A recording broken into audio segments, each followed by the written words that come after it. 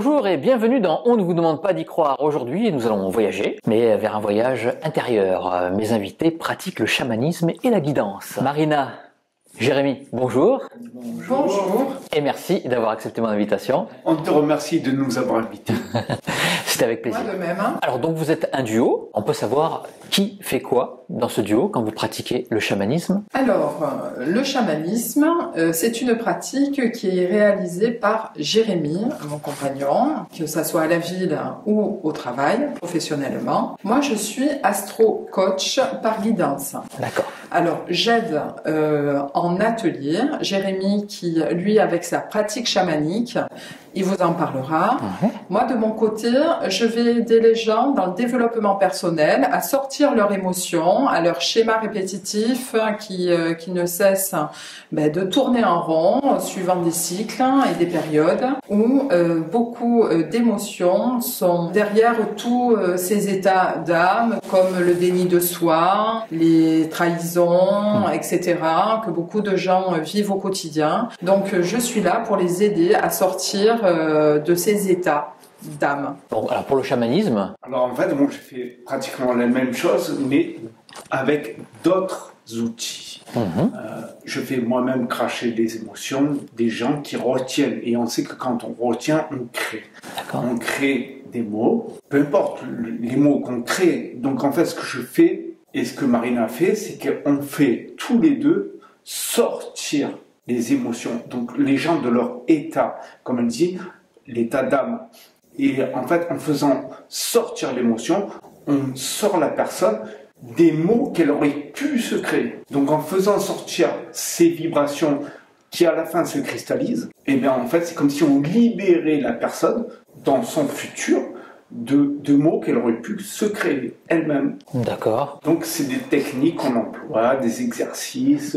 Bon, Marina en fait va capter par les astres, par une direction à prendre, tout ça, et va par son don particulier, elle en parlera elle-même, elle capte certaines choses. Et moi en fait d'une autre manière je capte peut-être pas la même chose, mais l'émotion qui est retenue, on le sait. Et donc elle a sa manière. Et c'est la même manière, on arrive grosso modo au même résultat. Ou alors si de sa manière à elle, elle est limitée dans l'extraction de ce que je veux dire, l'émotion, moi avec ma technique, peut-être, et en général, ça fonctionne. Parce que à deux, on va quand même plus loin dans le processus en fait. Vous êtes complémentaires. Exactement.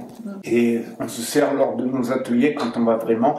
La dernière fois, on présente. On va pas loin parce qu'il y a des choses que les personnes n'ont pas envie forcément de montrer à l'autre. Mais on va dire que quelque part, le groupe fait souvent ressortir des choses plus profondes parce que c'est par résonance après qu'on travaille.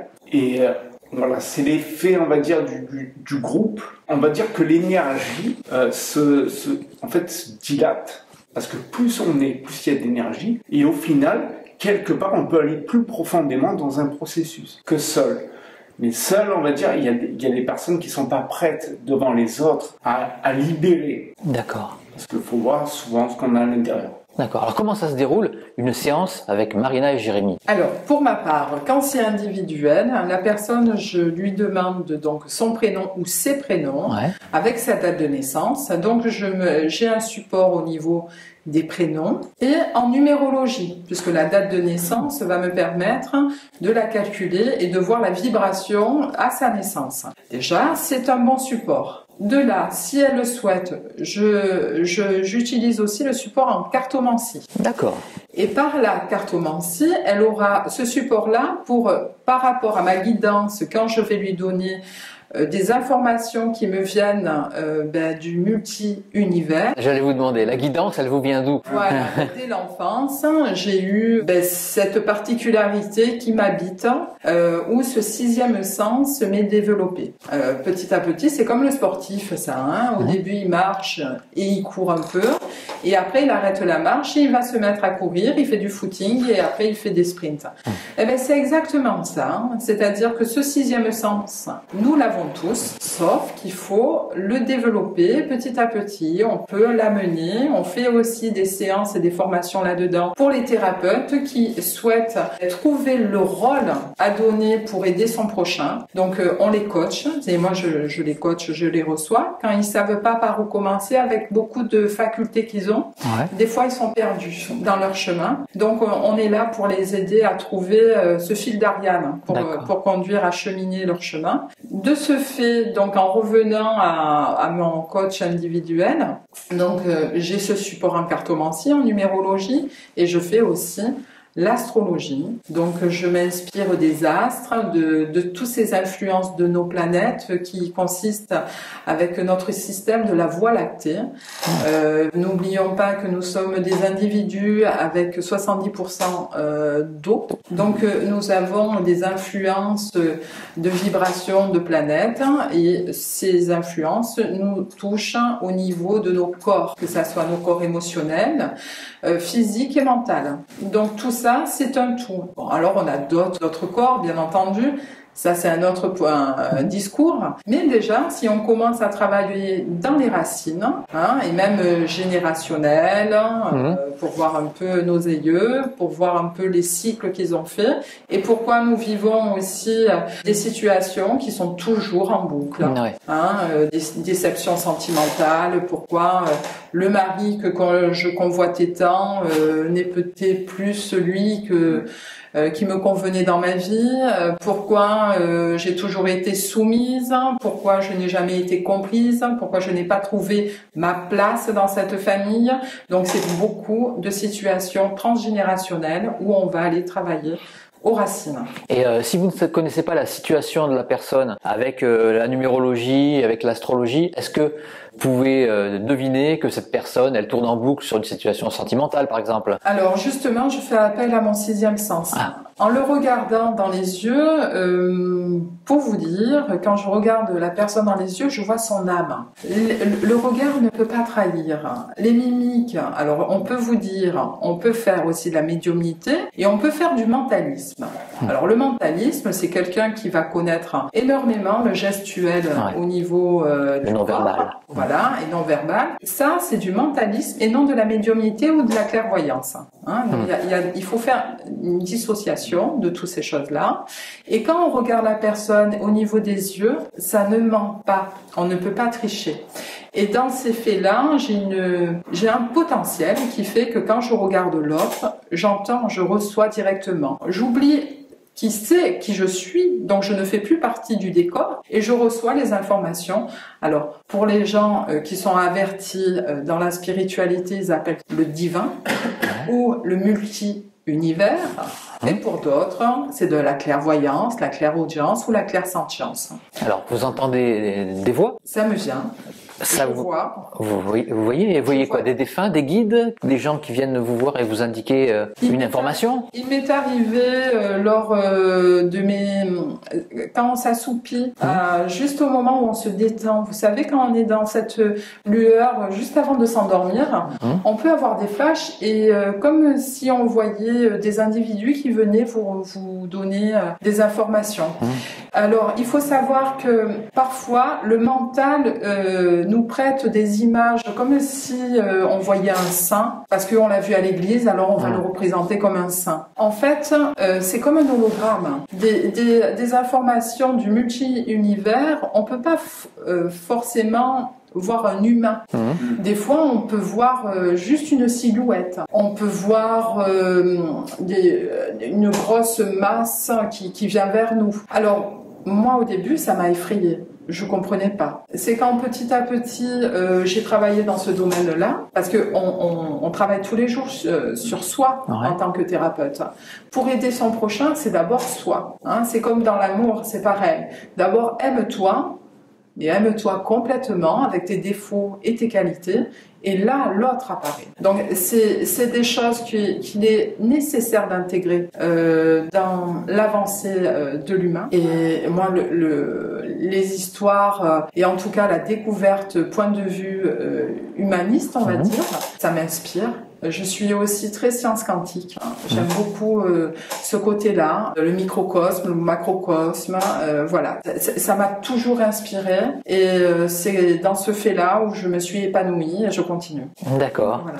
Alors là, comment vous arrivez à allier la guidance avec la pratique du chamanisme? Alors vous m'avez un peu expliqué tout à l'heure. Quand vous n'avez plus, vous ne pouvez plus rien faire, c'est Marina qui prend le relais? On sent.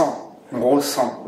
En fait, on sent quand voilà, Marina va commencer quelque chose. Et en gros, moi, je suis plus dans le je ressens les choses. Après, l'expliquer, c'est compliqué parce que même j'aurais pas la définition de la vérité. Et donc, en gros, comme je ressens, à un moment donné, c'est comme si on me disait, bon, vas-y, prends le relais, toi. Hein. Qu'est-ce que vous faites pendant une séance? Il y a Marina qui par la verbalisation, voilà. Le texte, essayer d'extirper une émotion de quelqu'un. Par contre, quand ce quelqu'un est dans la résistance, eh ben moi, je vais avoir des techniques autres que les siennes. Alors, expliquez-moi vos techniques. En gros, je peux simplement juste imposer les mains, juste regarder. Ça dépend. En fait, ça dépend de la personne que je vais voir en face. En fait, c'est comme si je m'adapte, je me fonds dans le truc. Comme Marina dit, c'est comme si je suis plus là. Et en gros, je vais me mettre à regarder la personne. C'est comme si je rentre dedans, je rentre dans le corps. Et en gros, je vais soulever. C'est pour ça que mettre des mots dessus, c'est un peu compliqué, dans le sens où je vais pas arriver à dire vraiment ce que je fais. Dans le ressenti que j'ai, c'est comme si je rentre dedans. La personne, elle seule n'y arrive pas. Je vais l'aider. En gros, je prends le paquet, je le soulève, et en fait, c'est comme si je le montais à la gorge. Ah, d'accord. Et en gros, une fois qu'elle est là, ça gratte tellement que... Voilà, si je peux l'exprimer comme ça, c'est... À l'image, je l'ai compris en tout cas. Voilà, c'est plus facile de l'expliquer en image, où j'utilise vachement de métaphores, de choses comme ça, parce que des fois c'est tellement subtil qu'arriver à expliquer à quelqu'un c'est compliqué. Donc j'utilise beaucoup, je prends les images et les gens ils comprennent de suite. D'accord. Je l'explique par métaphore, par image, ou alors je vais avoir souvent j'ai des petits textes qui me viennent. Donc en fait c'est comme ça, la personne de suite elle percute parce que ça vibre dedans. Donc automatiquement elle va se dire tiens, ça me résonne. Ok. Ce que vous me dites ça me résonne. Après pourquoi ça m'est venu à elle, je pourrais pas le dire. Mais le truc, c'est que ça fonctionne. Mais vous utilisez pas je sais pas, les chamans utilisent beaucoup le son. Le son, le bol, le tambour, les carillons. Et en fait, quand je fais un soin sur une personne, je vais parler du soin parce que c'est plus courant dans le mode de fonctionnement. C'est-à-dire que je vais imposer les mains dessus. En fait, c'est comme si je me connectais à la personne, j'impose les mains dessus, donc je laisse couler l'énergie. En gros, ça laisse à la personne le truc de dire ok, il a posé les mains sur moi et il me détend.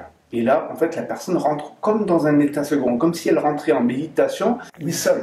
Et je la laisse. Et d'un coup, paf, je prends le tambour, je fais du tambour. Par la vibration, en fait, j'enlève les choses. Bon, après, moi, je travaille sur les différents corps. Donc, je les sens. Donc en gros, je commence à travailler les corps, et sur les corps, en fait, j'enlève ce que je sens. Et des fois, je peux pas dire vraiment ce que je sens. Mais je ressens que...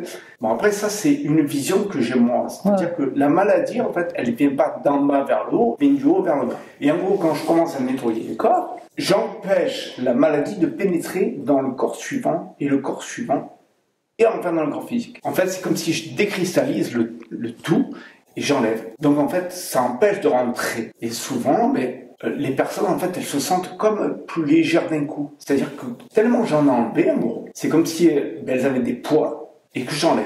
Et donc, une fois qu'elle sort du soin, d'un coup, la respiration, elle est mieux et les gens le sentent. Après, l'expliquer vraiment, c'est compliqué parce que chaque personne ressent différemment le soin. Et c'est jamais pareil de l'un à l'autre. Parce qu'ils ont tous quelque chose de différent, on va dire, à régler. Donc, en gros, il y en a un qui doit régler des choses avec sa famille, il y en a un qui doit régler des choses au travail, il y en a un qui doit régler des choses avec lui-même. Justement, là, c'est qui va dire la personne à régler? Est-ce que ça, c'est la guidance qui va vous le dire et vous aider après dans votre pratique? On a du ressenti différent, mais on arrive à la même chose. C'est-à-dire qu'on sent la même chose, mais différemment. Mais c'est comme si l'information, on avait la même, mais dans une autre langue. D'accord. Elle dans une langue, moi dans une autre. Et souvent, en fait, on n'a même pas besoin de se regarder parce que elle a capté ce truc-là, que j'ai capté différemment, mais au final, vas-y, t'y arrives pas, pouf, je continue. Et en fait, ça se fait En tout cas, tous les deux, vous utilisez les yeux.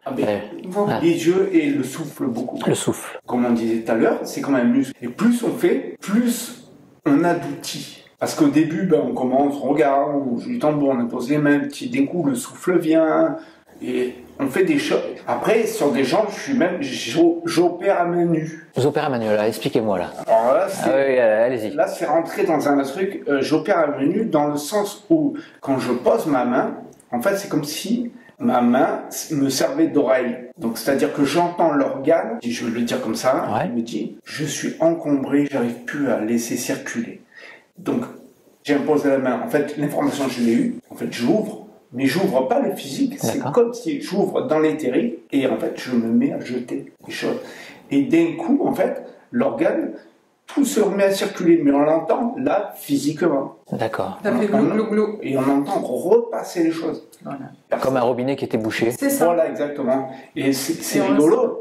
Tu viens de dire comme un robinet qui était bouché, et dans le truc, j'étais plombier. Dans le monde matériel. Dans le monde matériel. Donc, une personne, une fois, m'a dit, me regarde, mais elle me dit, mais t'es consciente de ce que tu fais, Jérémy? Alors, je la regarde, je fais, vas-y, dis-moi ce que tu... Et elle me dit, en fait, tu opères dans la matière et dans l'éther.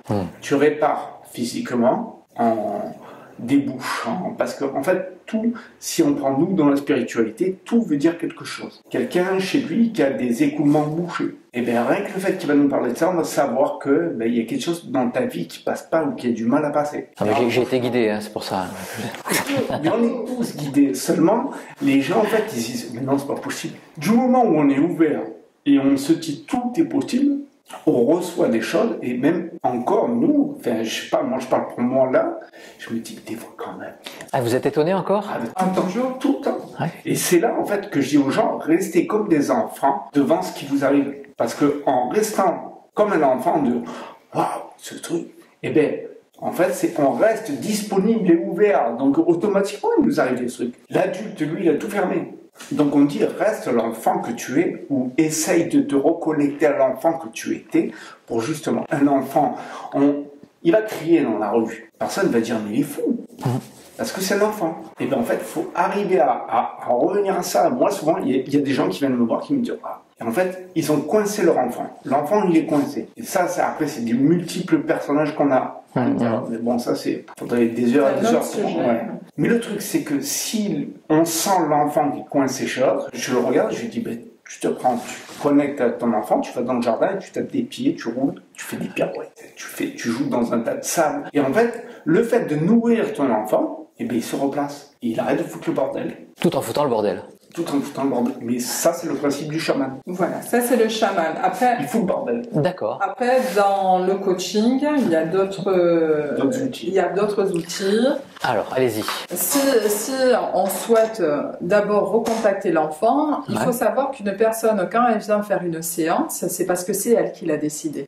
Bien sûr. C'est jamais moi qui va m'imposer à elle. Si elle a décidé de sortir, en tout cas, de son état, ou de faire quelque chose d'autre de sa vie présentement, elle doit se donner la permission de aller let's go. Donc du moment que c'est let's go, donc on va aller chercher ces personnages. On a plusieurs personnages. Alors si c'est une femme qui vient me voir, elle a la petite fille, elle est femme, elle est mère de famille certainement, c'est une amie, elle est la petite fille d'eux, elle est cuisinière, etc. On a plusieurs personnages qui, si toutefois ne sont pas nourris, eh ben il va avoir justement, c'est trop injuste, le fameux Calimero qui va venir se placer en disant « Oh, ce qu'elle a elle, moi je le voudrais ». Donc on est toujours en train de s'inspirer de l'autre, du voisin, de ce qui se passe autour de soi, alors d'y aller à l'intérieur de soi. Et je les conduis dans les consultations à les toucher ce qui ne va pas chez eux et d'enlever ce voile. Alors souvent les Anglais appellent ça le fog. Brouillard. Et je les conduis à dissocier ce que ça veut dire le fog. Parce que fear, la peur. La peur. O, on a des obligations. Et G, c'est guilt. Au niveau de l'anglais, de cette langue, mais je l'utilise aussi dans les ateliers. Parce que on se sent coupable si on ne rentre pas dans les obligations qu'on se donne. Donc du coup, on est dans l'illusion et le brouillard complet parce qu'on n'avance pas et on se crée de la peur. Donc tout ça, on les amène à aller, allez, on va contacter ce qui ne va pas. C'est quoi que t'as pas voulu voir? Et petit à petit, quand je me connecte à eux, d'où là je fais appel à mon sixième sens, je vais avoir des informations sur leur parcours de vie, ici et maintenant, où je vais aller voir ce qui s'est passé dans le ventre, certainement de leur mère, ce qui s'est passé au niveau de la conception de l'enfant, comment, dans quelles conditions, le père, est-ce qu'il était absent ou pas. Bon, en général, j'ai toujours les informations, ça me vient. Et de là, on continue, on avance et je fais toujours des thérapies brèves parce que le but, c'est de ne pas garder les clients parce que je ne suis pas médecin. S'ils ont des maladies où ils ont besoin d'être suivis, et heureusement qu'ils sont là, nos médecins, on leur demande de suivre et d'aller voir les médecins. Nous, on est là pour les aider d'un point de vue émotionnel, donc tout ce qui concerne le mental et qui est en relation avec nos organes, parce que chaque organe est relié avec les émotions. Donc on va aller toucher le foie si on a la colère. Si on rumine, on va aller toucher la rate. Donc tout ça, le gros intestin, c'est au niveau du mental. Faut pas oublier que c'est là le premier cerveau. C'est tout un ensemble. Pourquoi nous avons aussi des difficultés au niveau de la circulation du sang, des jambes? Toutefois, parce que nous sommes pas forcément ancrés. Nous avons eu des situations qui n'ont pas été assez comprises et on n'est pas assez enracinés. Donc on est dans le rejet. Il y a plein de circonstances de vie où on peut aider l'ami, en tout cas la personne qui souhaite sortir de ces états, parce que nous sommes dans une société que plus en plus on nous demande, on nous sollicite dans cette nouvelle société, de ce nouveau monde qui est en train de s'installer, des schémas répétitifs qui équivaut à des anciennes énergies de nos aïeux qui ont vécu la guerre. Ils étaient dans un autre système social, ça n'a rien à voir avec celui de maintenant. Là, vous parlez pas de vie antérieure, vous? Alors, je peux parler de l'envie intérieure parce que suivant ce qu'elle vit, des fois, la personne,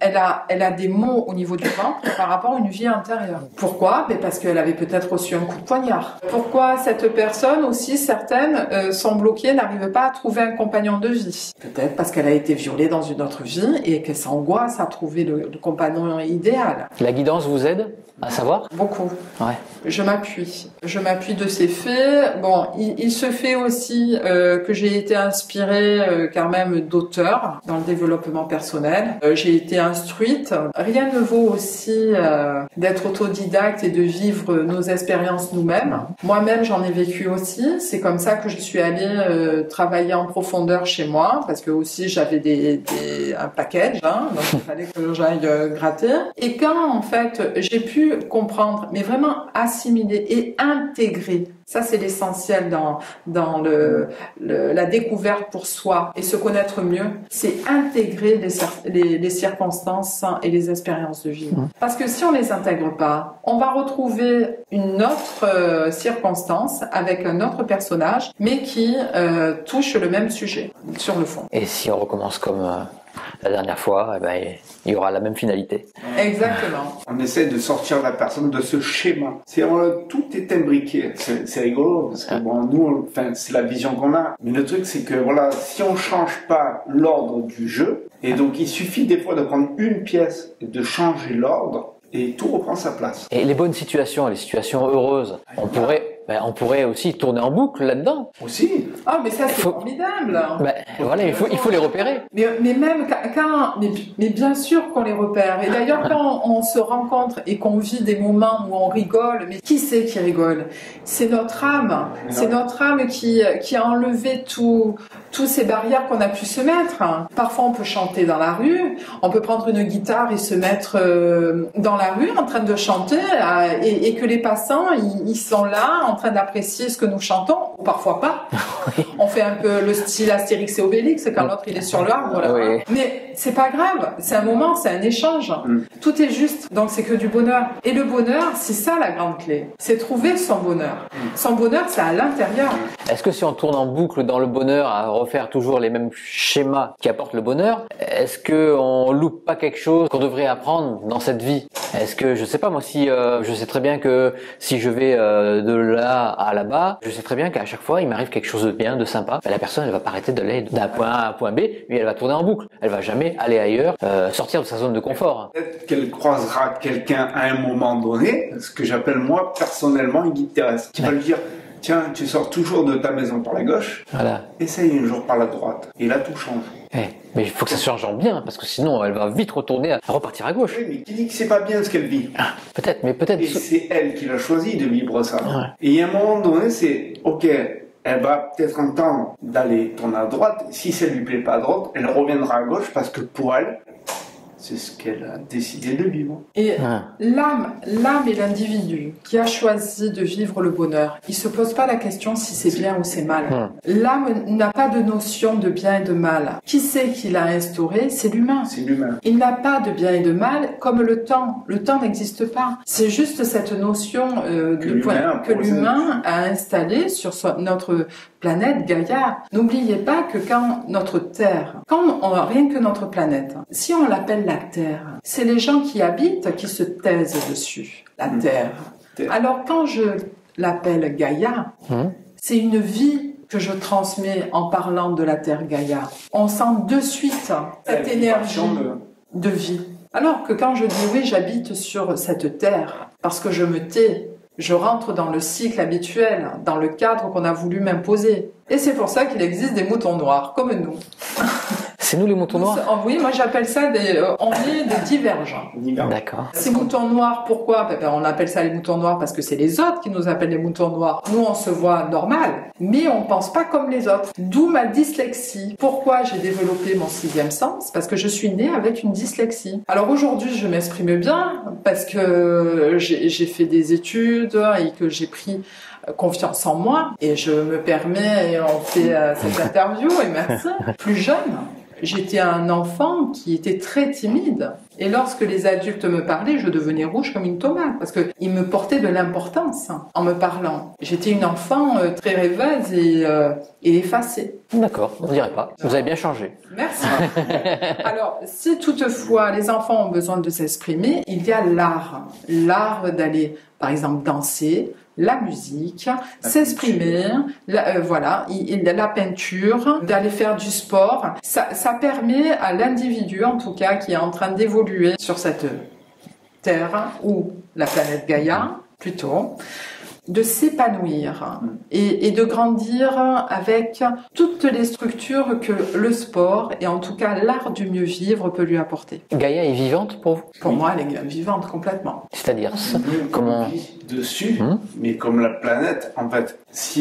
Après c'est des vues qu'on a. Oui, bien sûr. Alors, je veux dire, la planète, elle bouge. Il y a des tremblements de terre. Elle est en mouvement perpétuel et dans l'univers, elle tourne. Elle n'est pas figée à un endroit.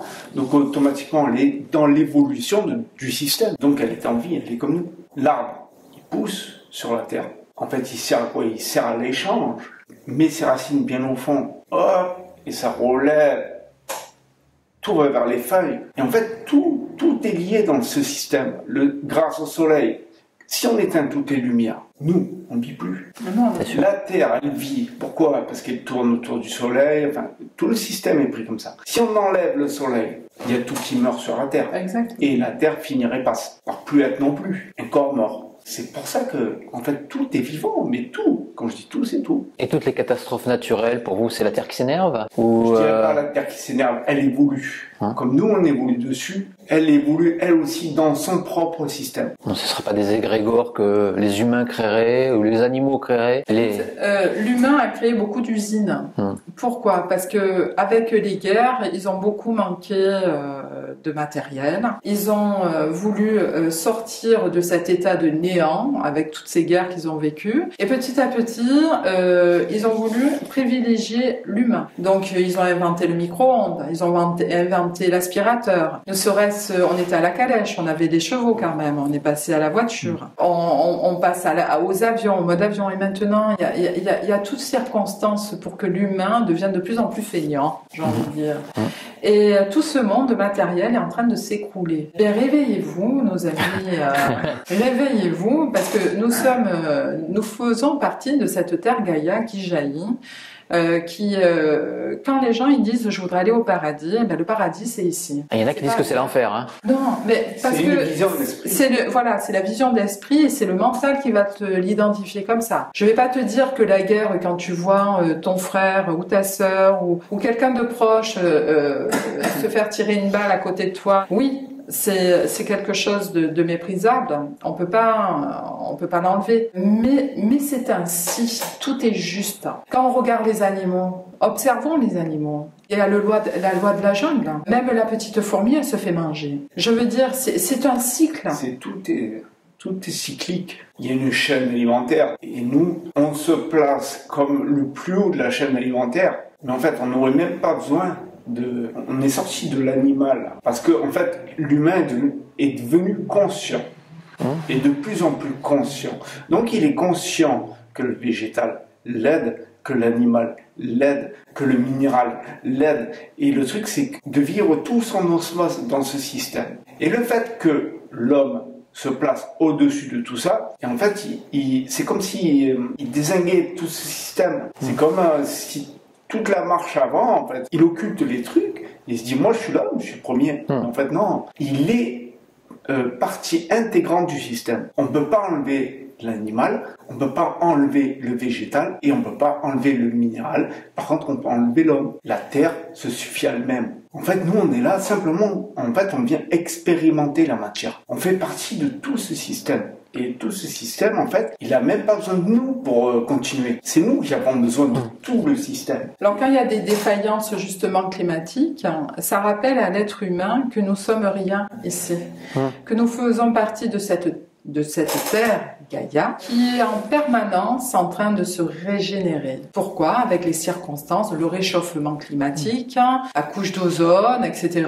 Ce qui influence en fait ces échanges.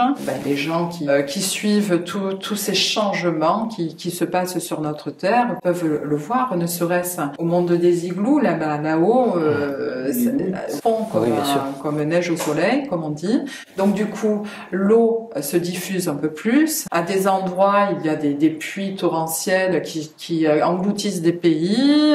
Je veux dire, de plus en plus en Inde. Il n'y a pas si longtemps, là, il y a eu des grands feux en Amazonie. Donc, je veux dire, les constats climatiques sont malheureux parce qu'il fait bien chaud. Tout est en train de se transformer. Même nous ici en France, notamment en Corse, là où tu nous accueilles, les changements sont juste incroyables. On va arriver à mi-septembre, il fait bon de vivre en Corse, en tous les cas, avec une période qui est vraiment changeante. C'est vrai, il fait très chaud encore. Oui. Et je voulais vous demander, quand on parle chamanisme, là on a parlé de la terre, moi on me parle de chamanisme, moi de suite je pense à ayahuasca, drogue, etc., etc. Est-ce que ce sont vos pratiques? Alors personnellement non. Ok. J'ai pas besoin. Voilà. Je dis pas que je suis pas tenté. Un jour, je le ferai pour aller voir. Parce qu'en fait, le propre du chamanisme, c'est ça. C'est d'aller voir. C'est pas d'écouter l'autre. L'expérience de l'autre. Il me raconte que c'est moi que je vais aller voir. Une anecdote, hier, on parlait avec un monsieur qui nous a dit « Allez voir là-bas, il y a une source chaude à 45 degrés, nanana. » Donc il m'expliquait les vertus et tout.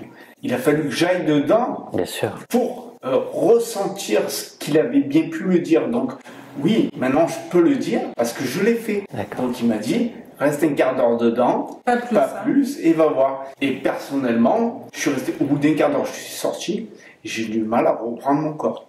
Les chamans cherchent leur animal totem. Est-ce que vous, sans prendre ces substances prohibées, vous arrivez donc à trouver votre animal totem, à faire exactement les mêmes choses que si vous aviez pris ces substances? Parce que la plupart des gens, ne savent pas, n'ont pas conscience, c'est que le corps humain est capable de produire lui-même de la drogue.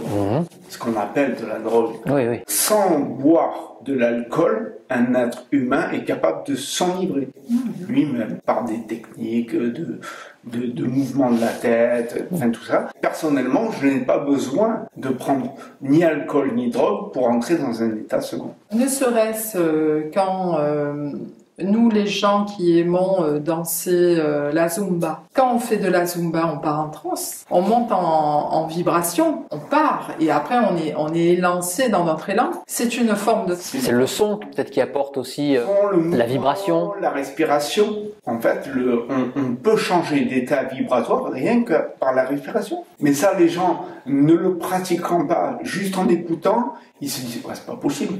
Par contre, parce qu'ils disent ça, parce qu'ils ne l'ont pas essayé. Donc, moi, ce que je dis aux gens, c'est essayer. Moi, je vous dis un truc. Vous n'êtes pas obligé de me croire. On en vient à l'émission. Le truc, c'est tant que je l'ai pas essayé personnellement, comment je peux dire que ça n'existe pas? C'est comme là, mettons, je vais regarder quelqu'un et je vais dire, mais comment tu sais que t'es pas en train de rêver? Ouais. Mais moi, je me pose souvent cette question d'ailleurs. Qui dit que là, actuellement, on n'est pas dans un rêve? Qu'est-ce qui prouve qu'on est en vie? Autant demain, il faut que je recommence l'interview. Exactement. Parce que j'ai rêvé. Il n'y a pas de vérité absolue. C'est pas possible, à moins d'aller voir. Et lorsque vous changez d'état de conscience comme ça ressemble à une réalité ou à une autre réalité, une autre dimension? Comment vous le percevez? Alors, ça, je vais parler pour moi, pas pour les autres. C'est-à-dire que quand je rentre dans un état comme ça, où je vais voir un animal, parce que j'ai besoin de son énergie, parce qu'en fait c'est ça, tout simplement, c'est des histoires d'énergie. Eh ben, ça change de couleur, les couleurs sont plus éclatantes que ce qu'on nous montre. Mais c'est comme dans un rêve? Et je pourrais pas dire je rêve ou je rêve pas, parce que en fait, qui dit que je rêve et qui dit que c'est pas réel, ou que ce soit réel? Même moi, je peux pas. Est-ce que vous pourriez vivre tout le temps dans cet état-là? Personne. Je veux dire que oui. Et moi, j'ai tendance à le ramener. Voilà, le truc, il est là, c'est que on y prend goût. Honnêtement, moi, au plus je le fais, au plus je le pratique, au plus j'y prends goût. Parce qu'au plus on est libre dans ces mondes-là, parce qu'on peut aller circuler, on peut aller en bas, on peut aller en haut, on peut aller là au milieu, puisqu'on y est. Mais en fait, on est beaucoup plus libre. On n'a plus le corps on n'a plus de limites en fait. C'est ce qu'on vit actuellement dans l'incarnation, qui dit bien incarne dans la chair, qu'on est limité. Si on n'avait pas cette incarne, cette chair, eh bien on pourrait faire ce qu'on veut. C'est des notions de nos trois cerveaux que nous avons. Tu as aussi le cerveau qui va être point de vue matériel, où tu vas te rappeler que tu as une facture à régler ou autre, et que il est nécessaire pour toi de te nourrir pour vivre. Ouais. Donc il y a plein de notions comme ça où nous avons trois cerveaux, et ces cerveaux sont là pour nous rappeler la direction, en tout cas, de notre vie. Et par exemple, Jérémy a le cerveau, point de vue néophile, on va l'appeler, qui se relaie souvent dans le multi-univers. Et ça, c'est pas simplement Jérémy, les enfants qui rêvent. On dit souvent, le petit, il est tout le temps en train de rêver, où on a des notions où souvent, on est là, mais on n'est pas là.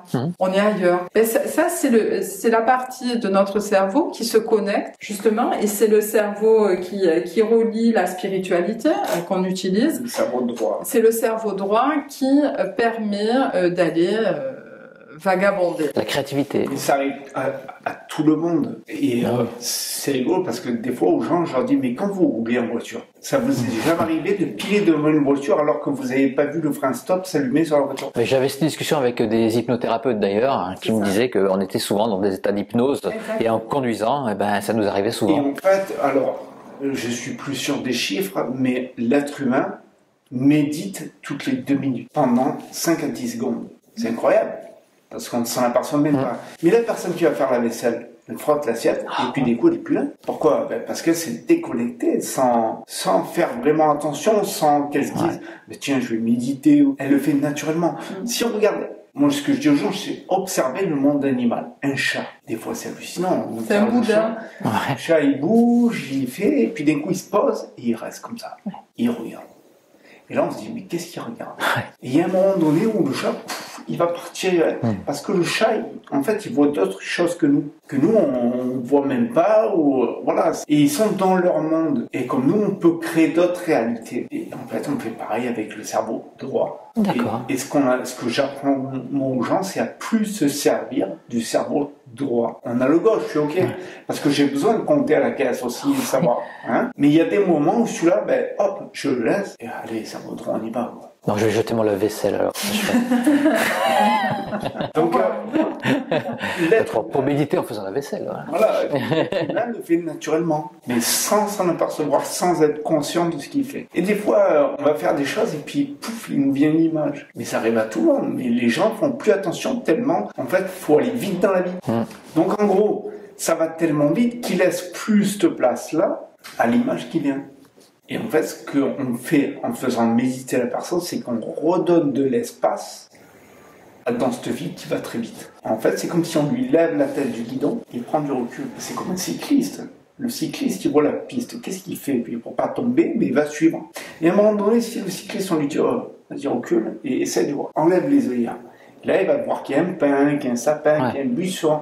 Mais ça, il ne le voit pas quand il est en sprint. Il peut pas, il n'a pas le temps de le regarder. Mais par contre, il freine, il ralentit. Et qu'on lui dit, ben, tiens, vas-y, ralentis, lève la tête, regarde à gauche, à droite. Tu vas voir un peu ce qui se passe. Ben, la personne, elle va dire, ben oui, il y a de l'herbe, il y a un pin, parce qu'il a pris le temps. Et en fait, nous, ce qu'on fait, c'est ça. On essaye de redonner le temps qui n'existe pas à la base. L'humain dit, ouais, lève-toi à telle heure, va manger à telle heure, travaille. Et donc, ce qu'on fait, nous, c'est que, hop, ok, bon, ça, on est d'accord, c'est la vie terrestre, tout le monde. Mais il y a des moments, donne-toi la permission de sortir de là-dedans. Et une fois qu'on sort de là-dedans, on s'aperçoit que je suis passé à côté de certaines choses quand même. C'est sûr. Voilà. Et en fait, il faut simplement à un moment donné se dire, bon ben ok, j'ai la tête dans le guidon, je freine et je regarde un peu. Parce qu'en fait, sinon, on est en mode survie, on ne vit pas tous, enfin tous. Nous, on a cette chance-là de travailler dedans, on peut se permettre de méditer plus souvent que quelqu'un. Donc en fait, on n'est plus en mode survie, on vit. Il y a des moments, ben, c'est ce que les gens ont besoin, c'est de retrouver la vie et pas la survie. D'accord, ça c'est des belles paroles. C'est des paroles de sage. Est-ce que vous voulez rajouter quelque chose d'autre? Mais que nous sommes ravis d'avoir fait ta rencontre. Ben, moi aussi, c'est réciproque. Voilà. Merci beaucoup de nous avoir accueillis. Ben, merci à vous. Merci beaucoup. On est enchanté d'être venu encore une fois sur cette île. En fait, quand on vient, on n'a plus envie de partir. Eh ben, restez. Ah, on reviendra en tous les cas. Au revoir Marina et Jérémy. Merci, Allez, à bientôt.